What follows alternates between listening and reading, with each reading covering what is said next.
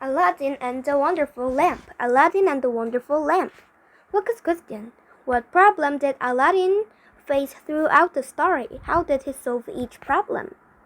A boy named Aladdin grew up with his mother in a small village. His father passed away when he was very young. Aladdin's family didn't have much. One day, a magician arrived in the kingdom. He wandered through the streets looking for a foolish boy. "You there, your face looks familiar," the magician called to Aladdin. "Tell me who your father is." "My father is Mustafa, but he's been dead for many years," Aladdin replied. "Oh dear me, it can't be true," cried the magician. He hugged Aladdin close and pretended to weep.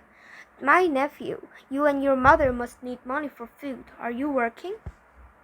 "I just finished school and I am looking for work," Aladdin answered.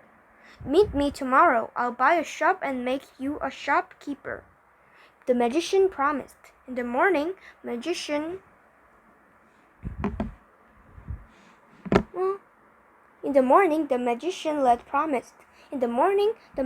led Aladdin out of the city, all across the countryside, into the mountains, and to a cliff. "Uncle, why are we out here?" Aladdin asked, looking around. The magician ignored him and built a small fire. He waved his hands and murmured mysterious words. Before Aladdin's eyes, the earth opened up to reveal a deep cavern. He saw a passageway leading down stone stairs into darkness. "Now, nephew, you must do actually as I say. Go down the stairs and into a golden hall. You will come to a fruit orchard with a path leading to a small lamp sitting on a stone. Blow out the flame, empty the oil, and bring the lamp to me," the magician ordered. Once Aladdin entered the orchard, he couldn't resist plucking a bright red apple. Amazingly, the apple transformed into a solid ruby in his hands. He plucked a bunch of golden grapes from a vine, which changed to a cluster of pearls. Lemons turned to diamonds, and limes to emeralds. Aladdin also noticed a gleaming ring rested among the grapes, which he immediately placed onto his finger. Aladdin piled the lamp on top of the treasure in his arms and returned to where his uncle waited. "Uncle, my load is heavy. Help me up," he panted. "Give me the lamp," demanded the magician. "I told you, uncle, my hands are full," Aladdin pleaded. "Foolish boy, give me the lamp or stay down there forever." The magician knew the lamp's magic would not work if he took it from someone by force. "But uncle," protested Aladdin before he could finish. Slam! The cavern flew shut, trapping Aladdin inside. Aladdin wiped a tear trickling down his cheek and his hand fell against the lamp. Instantly, a frightful genie stood before him. The genie of the lamp announced, "What would you have? I must obey whoever holds the lamp." Aladdin was shocked but immediately replied, "Bring me home." Word-wise, genie is the Arabic of genie. Some people who study the origin of words think that the word came from the Latin word genius. Romans used the word to refer to a spirit that guarded people and places. The English and French term genie, which is used to supernatural beings in European cultures, comes from the Latin word. In no time, Aladdin stood at his front door. His worried mother wept with joy to see him. His mother polished the old lamp Aladdin had brought with him, and the genie of the lamp appeared. "What would you have?" the genie of the lamp declared. His mother was frightened, but Aladdin knew what to do. "Bring us a satisfying feast," he shouted.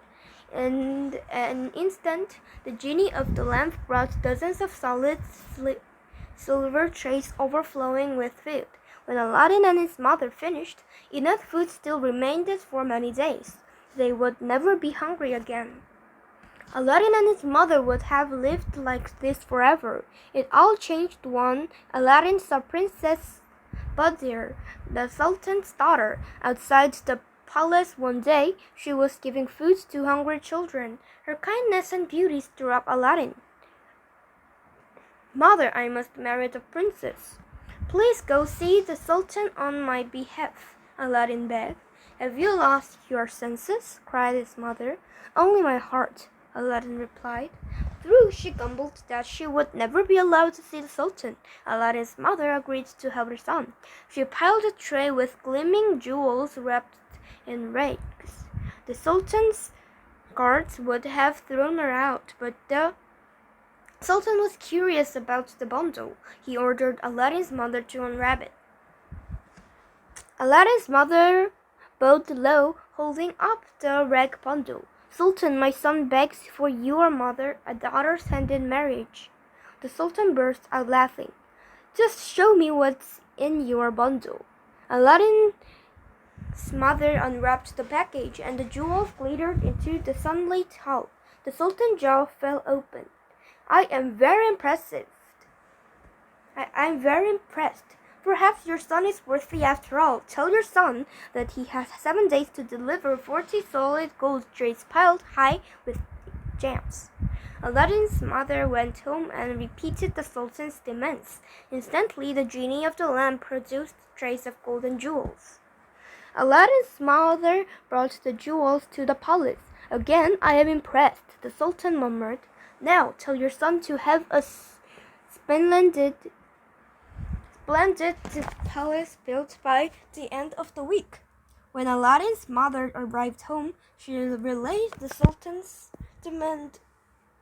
In a flash, Aladdin ordered the genie of the lamp to build a magnificent palace in the garden across from the Sultan's window.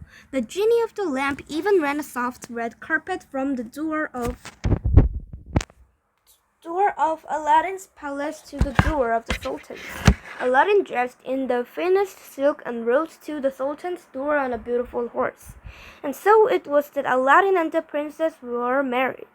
All the kingdom came to the wedding. Aladdin and Princess Buddir enjoyed happiness for many years. Aladdin and Princess Buddir would have lived like this forever. However, Aladdin had a habit of throwing gold to everyone he met. Soon, rumors about a generous young man reached the magician. The magician disguised himself as a peddler. He filled a basket with shiny lamps and approached the palace door one day when Aladdin was out. "Who would like to exchange old lamps for new ones?" he called. Princess Buddir peered out the window. "Won't Aladdin be surprised when he finds a shiny new lamp instead of that old one?" she said aloud to herself. She took the magic lamp and brought it to the peddler. Immediately, the magician rubbed the lamp and summoned its genie. "What would you have? I must obey whoever owns the lamp," the genie of the lamp declared. "Take this princess, her palace, and servants that send us all to a distant desert." The magician cackled. With a flash, the palace vanished. When Aladdin returned home to find his wife and palace gone, he was distraught.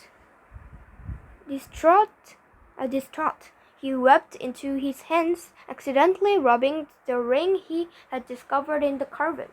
"What would you have? I am the genie of the ring, but I must obey whoever wears the ring," the genie of the ring said.